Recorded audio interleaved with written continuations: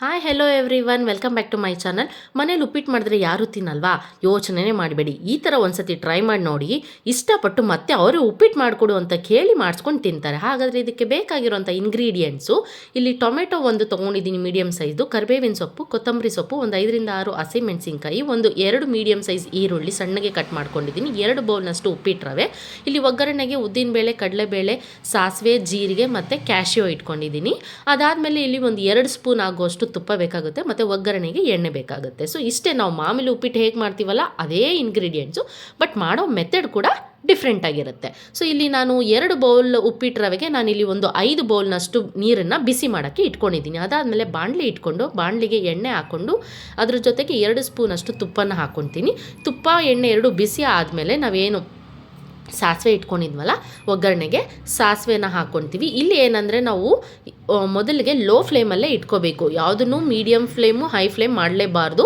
Low ಫ್ಲೇಮಲ್ಲೇ ಇಟ್ಕೊಂಡು ನಾವು ಎಲ್ಲನೂ ಚೆನ್ನಾಗಿ ಹುರ್ಕೋಬೇಕು. ಸೊ ಅದಾದಮೇಲೆ ಸಾಸಿವೆ ಚಿಟಪಟ ಆದಮೇಲೆ ಇಲ್ಲಿ ಕಡಲೆಬೇಳೆ ಮತ್ತು ಜೀರಿಗೆನ ಹಾಕ್ಕೊಂಡು ಚೆನ್ನಾಗಿ ಹುರ್ಕೊಂಡು, ಅದ್ರ ಜೊತೆಗೆ ಇಲ್ಲಿ ಉದ್ದಿನಬೇಳೆನೂ ಸಹ ಹಾಕ್ಕೊಂಡು ಒಂದೊಂದು ಸ್ಪೂನಷ್ಟು ಹಾಕ್ಕೊಂಡು ಚೆನ್ನಾಗಿ ಹುರ್ಕೊಂಡು ಕ್ಯಾಶ್ಯೋನು ಹಾಕ್ಕೊಂಡು ಕೆಂಪಾಳಕ್ಕೆ, ಯಾಕಂದರೆ ನಾವು ಹೈ ಫ್ಲೇಮು ಮೀಡಿಯಮ್ ಫ್ಲೇಮ್ ಇಟ್ಬಿಟ್ರೆ ಬೇಗ ಸೀದ್ಬಿಟ್ಟು ಕಲರ್ ಬಂದುಬಿಡುತ್ತೆ. ಬಟ್ ಆ ಒಂದು ಫ್ಲೇವರ್ ಏನಿದೆಯಲ್ಲ ಅದು ಎಣ್ಣೆಯಲ್ಲಿ ಬಿಟ್ಕೋಬೇಕು ಅಂದರೆ ನಾವು ಲೋ ಫ್ಲೇಮಲ್ಲಿ ಇಟ್ಕೊಂಡು ಉರಿಬೇಕು. ಅದಾದಮೇಲೆ ಹಸಿಮೆಣಸಿನ್ಕಾಯಿ ಇತ್ತಲ್ಲ ಅದನ್ನು ಹಾಕ್ಕೊಂಡು ಕರಿಬೇವಿನ ಸೊಪ್ಪು ಇಷ್ಟನ್ನು ಹಾಕ್ಕೊಂಡು ಫ್ರೈ ಮಾಡ್ಕೊಂಡಿದ್ದಾದಮೇಲೆ ನಾವು ಏನು ನೋಡಿ ಎಷ್ಟು ಕೆಂಪಗೆ ಅದೆಲ್ಲ ಫ್ರೈ ಆಗಿದೆ ಅಂತ. ಸೊ ಅದಾದಮೇಲೆ ನಾವೇನು ಉಪ್ಪಿಟ್ಟು ರವೆ ಇಟ್ಕೊಂಡಿದ್ವಲ್ಲ 2 ಬೌಲ್ನಷ್ಟು ಅದನ್ನು ಹಾಕ್ಕೊಂಡು ಚೆನ್ನಾಗಿ ಎಣ್ಣೆನಲ್ಲೇ ಫ್ರೈ ಮಾಡ್ಕೋಬೇಕು. ನಾವು ಯೂಶ್ವಲಾಗಿ ಮಾಡ್ತೀವಲ್ಲ ಉಪ್ಪಿಟ್ಟು, ಅದನ್ನೇನು ಮಾಡ್ತೀವಿ ಅಂದರೆ ನಾರ್ಮಲಾಗಿ ರವೆನ ಹುರ್ಕೊಂಬಿಡ್ತೀವಿ, ಆಮೇಲೆ ಒಗ್ಗರಣೆ ಹಾಕ್ಕೊಂಡು ನೀರು ಹಾಕ್ಕೊಂಡು ಮಾಡ್ತೀವಲ್ಲ, ಆ ಮೆಥಡಲ್ಲಿ ಮಾಡಿದ್ರೆ ಅದು ಬೇರೆ ಥರ ಬರುತ್ತೆ. ಬಟ್ ಈ ಮೆಥಡಲ್ಲಿ ನೀವು ಟ್ರೈ ಮಾಡಿ ನೋಡಿ, ಎಷ್ಟು ಸಾಫ್ಟಾಗಿ ಎಷ್ಟು ಟೇಸ್ಟಿಯಾಗಿರುತ್ತೆ ಅಂದರೆ, ನಾವೀಗ ಹೋಟ್ಲಿಗೆ ಹೋಗಿ ಉಪ್ಪಿಟ್ಟನ್ನ ಆರ್ಡ್ರ್ ಮಾಡಿ ಕೇಳಿ ತಿಂತೀವಿ ಇಷ್ಟಪಡದೇ ಇರೋರು, ಯಾಕಂದರೆ ಮನೆಯಲ್ಲಿ ಅಷ್ಟು ಸಾಫ್ಟಾಗಿ ಟೇಸ್ಟಿಯಾಗಿ ಬರೋಲ್ಲ, ಅಂಟಂಟ್ತಾ ಇರುತ್ತೆ ಅಂತ. ಬಟ್ ಈ ಥರ ಟ್ರೈ ಮಾಡಿ ನೋಡಿ, ಇಷ್ಟಪಡದೇ ಇರೋ ಕೂಡ ಮತ್ತೆ ಉಪ್ಪಿಟ್ಟು ಕೇಳಿ ಮಾಡಿಸ್ಕೊಂಡು ತಿಂತಾರೆ.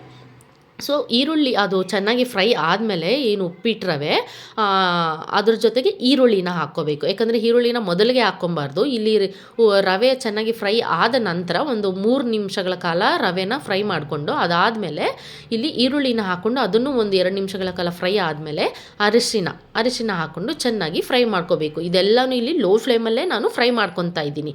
ಸೊ ಎಲ್ಲನೂ ಲೋ ಫ್ಲೇಮಲ್ಲಿ ಫ್ರೈ ಮಾಡ್ಕೊತಾ ಇದ್ದಾಗೆ ಆ ಒಂದೊಂದ್ರದ್ದು ನಮಗೆ ಫ್ಲೇವರು ಬಿಡ್ತಾ ಬರುತ್ತೆ.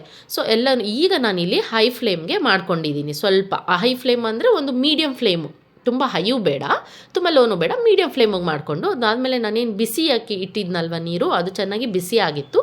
ಈಗ ಆ ನೀರನ್ನು ಹಾಕ್ಕೊತೀನಿ. ಬಟ್ ಅದು ಸ್ವಲ್ಪ ಕುದಿಯುತ್ತೆ, ಯಾಕಂದರೆ ಬಿಸಿ ಆಗಿರುತ್ತಲ್ಲ ನೀರು ಮತ್ತು ಉಪ್ಪಿಟ್ಟು ರವೆ ಎರಡೂ, ಅದಕ್ಕೆ ಕುದಿಯುತ್ತೆ. ಹುಷಾರಾಗಿ ಹಾಕ್ಕೊಂಡು ಚೆನ್ನಾಗಿ ಮಿಕ್ಸ್ ಮಾಡ್ಕೋಬೇಕು. ಯಾಕಂದರೆ ಸ್ವಲ್ಪ ಹಾಕಿದಾಗ ನಮ್ಗೆ ಗಂಟುಗಳು ಅನ್ನೋ ಥರ ಅನಿಸುತ್ತೆ. ಬಟ್ ಯಾಕಂದರೆ ನಾವು ಬಿಸಿನೀರು ಹಾಕಿರೋದ್ರಿಂದ ಉಂಡೆಗಳು ಆಗೋದಿಲ್ಲ. ಅದೇ ತಣ್ಣೀರು ಹಾಕ್ಕೊಂಡ್ರೆ ಉಂಡೆಗಳಾಗೋಗುತ್ತೆ. ಅದಕ್ಕೆ ಬಿಸಿನೀರು ಹಾಕ್ಕೊಂಡು ಚೆನ್ನಾಗಿ ಮಿಕ್ಸ್ ಕೊಟ್ಕೋಬೇಕು.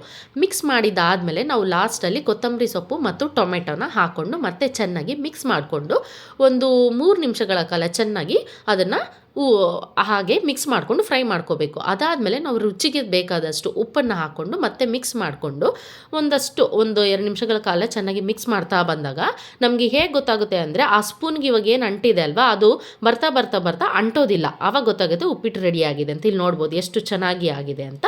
ಸೊ ಐ ಹೋಪ್ ನಿಮ್ಗೆಲ್ಲರಿಗೂ ಈ ವಿಡಿಯೋ ಇಷ್ಟ ಆಗಿದೆ ಅಂದ್ಕೊತೀನಿ. ಹಾಗಾದರೆ ನನ್ನ ಚಾನಲ್ನ ಸಬ್ಸ್ಕ್ರೈಬ್ ಮಾಡಿ, ಲೈಕ್ ಮಾಡಿ, ಶೇರ್ ಮಾಡಿ, ಎಲ್ಲರೂ ಮಿಸ್ ಮಾಡದೆ ಟ್ರೈ ಮಾಡಿ. Thank you.